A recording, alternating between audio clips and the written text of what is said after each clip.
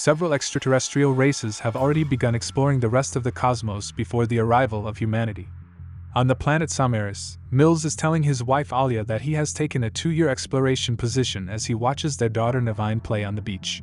He often performs short runs, but this time he needs the extra cash to cover Navine's illness care. After teaching Navine how to whistle with her hands, Mills eventually speaks with her about his travels. Later, Mills is the captain of a ship with a crew that is in cryogenic slumber.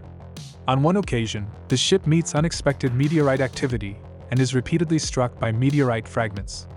Mills runs to the cockpit and sends an emergency signal while directing the spacecraft to land on the closest planet as the ship starts to fall apart.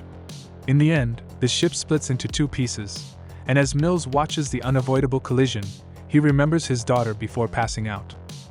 A little while later, Mills awakens to the computer stating that they are at an unknown place. He finds a piece of metal lodged on his stomach and proceeds to brutally remove it before cauterizing the wound.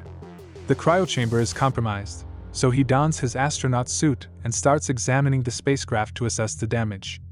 Mills exits the spacecraft and enters a pool of water where a mystery creature swims around him after grabbing a laser rifle just in case.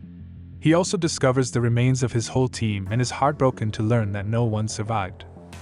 Mills sends another SOS message stating that he is in unfamiliar region after examining the entire ship for damage and discovering the escape pod is on the other half that crashed someplace else. Mills pulls his revolver with the idea of ending everything since he feels trapped and hopeless. But Navine's memory prevents him from doing so. Afterwards, in an effort to hear Navine's voice once more, Mills collects all of the cassettes containing the messages she has been sending him. All of a sudden, the computer spots a functioning capsule nearby. Koa, a passenger, is discovered to be still alive inside the vehicle when Mills arrives to inspect. He gets her out right away. Mills discovers a large paw print on the ground as they make their way back to the ship, revealing that this planet was Earth 65 million years ago, and that Mills is surrounded by dinosaurs. When darkness arrives, the two make it aboard the ship, and Mills spends the night dreaming about Navine asking him where he is. The following morning, Mills is committed to leaving in order to only save the girl. The ship's computer is used by him to try to locate the second half of the craft, but the scan is unsuccessful. Following that, Mills ventures outdoors to investigate the area and finds enormous bones that show how scary the neighborhood predators are. Also, he unintentionally receives a hot geyser blast that he has never seen before.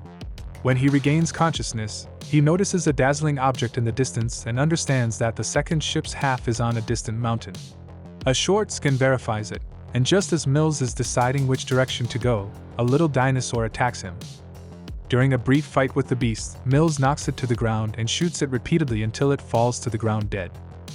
As Mills goes to check additional noises coming from the woods, he finds Koa has deserted the ship. As soon as she sees him, the girl starts fleeing, and Mills follows her until they both tumble over a ledge and come across a large yet dead dinosaur.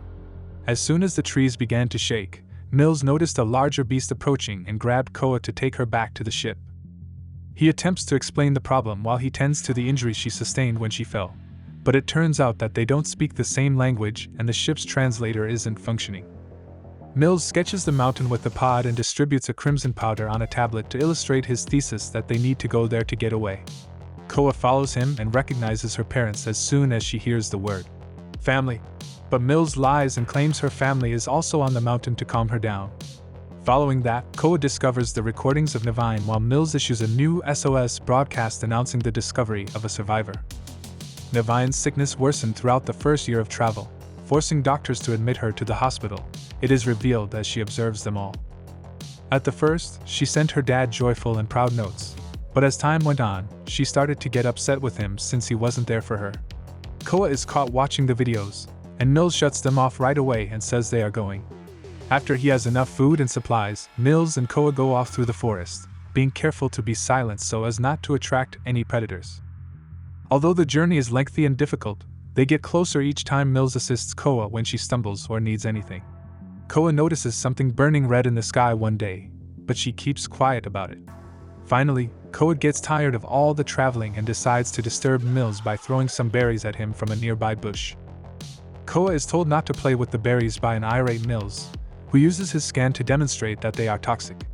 Later, as Mills kills a large beetle that has landed on his neck with his hand, his fingers become covered in an unpleasant sticky substance.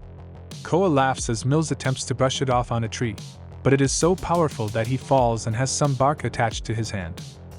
Mills attempts to touch her with his unkempt hand to tease her back, but their little game is stopped as a tiny tree falls in front of them. The group discovers a little dinosaur trapped in a pit of the goo after hearing strange noises coming from behind a cliff. Koa feels awful for it and rushes to assist it, which Mills considers to be too risky. Mills ultimately assists her in finishing more quickly since she won't listen. The tiny animal leaves as soon as it is set free, but only a few feet later it is attacked by a pack of predators, which promptly devours it. Koa is dragged into a hiding place by Mills so she won't have to see her buddy being eaten, but she can see what is happening and sobs. The two continue their trek after the dinosaurs have disappeared, pausing at a waterfall to clean themselves and replenish their water bottles. While Mills is concerned about the condition of his stomach wound, thinking about Navine, while watching Koa gives him the motivation to continue. In order to get Mills to let her put one of the gorgeous flowers she finds in his hair, Koa disturbs him. Once Mills' scanner loses track of the mountain a few minutes later, he decides to climb a tree for a better vantage point and rescan the region. When he shakes his arm to remove a bug that he's discovered on his hand, the branch breaks, and Mills falls, dislocating his arm. A number of dinosaurs notice the disturbance and start to go toward the area as Koa assists Mills in pushing his arm against the tree to try to put it back in place. Koa is forced to walk on Mills' arm for the final push to expedite the situation, and after he recovers he snatches the rifle and starts firing at the animals. Koa is also instructed to flee, and after she has gone a sufficient distance, Mills detonates a few little explosives, instantly wiping off half of the dinosaurs. Mills keeps getting attacked by the survivors as he shoots them one by one. Koa starts to crawl away to hide behind a tree while a group of flying dinosaurs descend nearby in the meantime. However, the previous animals track her down, and just as they prepare to attack her, Mills appears and kills all of them. But one is hidden and suddenly leaps on Koa from behind, dragging her off with its tail. Swiftly pursuing them, Mills fires at the beast to drive it away. As a result, Mills sits down and calmly allows Koa some space because she is now too terrified to go on or even be close to him. In an effort to soothe Koa down as it grows darker, Mills chooses to whistle as he used to do with Navine. The ruse is successful, and Koa replies by whistling in the manner unique to her family before deciding to continue. The two finally arrive to the cave where they would spend the night after a lot of traveling. Using his scanner to scan the sky, Mills installs some sensors that will alert them to any impending danger before eventually realizing the meteorite is approaching. He doesn't worry though, because it's a tiny one. Koa abruptly diverts his attention by telling him she had one of Navine's recordings with her. Although Mills initially reacts angrily, he eventually plays the tape because Navine comforts both of them.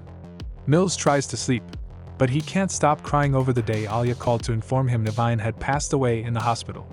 The sensors wake Mills up later in the night to alert him of impending peril. As he checks on Koa, he sees that an insect has gotten into her mouth. He uses a tool to kill the bug right away, allowing Koa to cough up all the leftovers. A massive dinosaur then materializes outside the cave as the sensors start to go berserk. Before he and Koa exit the cave through a small opening at the back, Mills fires it a few times. The two start seeking for a way out right away, not realizing that a smaller dinosaur is pursuing them. The pair is dismayed to find they have come to a dead end after much trekking and passing through small places. After spending several hours scarcely making any progress and finding a little opening between two boulders, Mills decides to quit up. Koa sees and she becomes enraged, insisting that they try again while repeatedly shouting, "Family!" Mills attempts to explain to her that they are dead, but she is unable to do so. Mills realizes he is without the necessary equipment and has an idea. He uses a few explosives to dig a hole big enough for a child before giving Koa the remaining bombs so they can be kept secure while she investigates. Mills attempts to follow Koa as she crawls through the little opening to make sure there is space on the other side. Sadly, when Mills loses contact with Koa, the hole abruptly collapses, causing him to shout in rage. Mills hears the dinosaur arriving at that very time, so he collects his weapon and heads back to the first cave, where he uses his scanner to determine where the creature is. Mills anticipates the creature's attempt to approach him from behind and starts to fire it, but the dinosaur smashes him and forces him to put down the rifle. The dinosaur then takes Mills by the arm and begins to bite it, but Mills fights it off and eventually makes it to his scanner, where he triggers a screaming sound that irritates the dinosaur's ears. After distracting the beast, Mills gets his rifle and shoots it. Koa arrives outdoors in the meanwhile. She wanders the forest by herself and discovers a large bone that she can use as a weapon. She wraps it in a large leaf and some poisonous berries and puts it in the bag. A few minutes later, Mills escapes the cave, and when he notices a massive meteorite approaching, he uses his scanner to discover that the meteorite he had previously seen was actually just a fragment of a larger one that will strike in a few hours and cause a devastating extinction catastrophe. He hears Koa cry as a dinosaur approaches her and promptly runs in search of her. When Mills sprints in her direction, Koa quickly hides beneath a tree trunk. But Mills trips and falls into a pit of quicksand. He attempts to summon Koa, but as he slowly goes under, he loses the ability to speak. As Koa hears Mills cry, she musters the confidence to go while waiting for the dinosaur to penetrate the tree trunk so she may hurl the explosives at it. Koa may safely cross the quicksand and lean over a tree to assist Mills in emerging from the hole now that the beast is dead. After exchanging hugs, Mills tells Koa about the meteorite as they continue running the final several miles. The group arrives at the mountain's foot in the evening. Koa cleverly knots the rope in an elaborate pattern around rocks and trees so that it can support Mills' weight as he climbs up with her after Mills wraps some rope around her. They discover the other half of the spacecraft a little while later, and Mills quickly goes on the computer to check whether a rescue ship is headed their way. After searching for her family and seeing all the wrecked cryotanks, Koa becomes enraged with Mills for lying. Mills pulls out a photo of Nevine and tells the woman he lost his daughter while he was on the job and that he can't let it happen again as she sobs. Koa cries and hugs Mills while apologizing profusely. As the smaller meteorite fragments start to descend to Earth all of a sudden, Mills and Koa scramble to board the rescue pod. A shard of meteorite strikes the spacecraft just as Mills is about to press the launch button, sending the pod hurtling down the mountain and knocking the two unconscious. Koa is the first to awaken, and he swiftly clicks the launch button. But the computer informs him that he cannot launch from this position. A massive dinosaur appears and starts assaulting the pod just as Mills starts to awaken as well. Mills is forced to take the risk of leaving the pod to get the pistol after it dropped to the ground, only to find that it is inoperable. Mills flees to a hiding place behind a section of the ship and adjusts the gun settings as a second dinosaur joins the attack.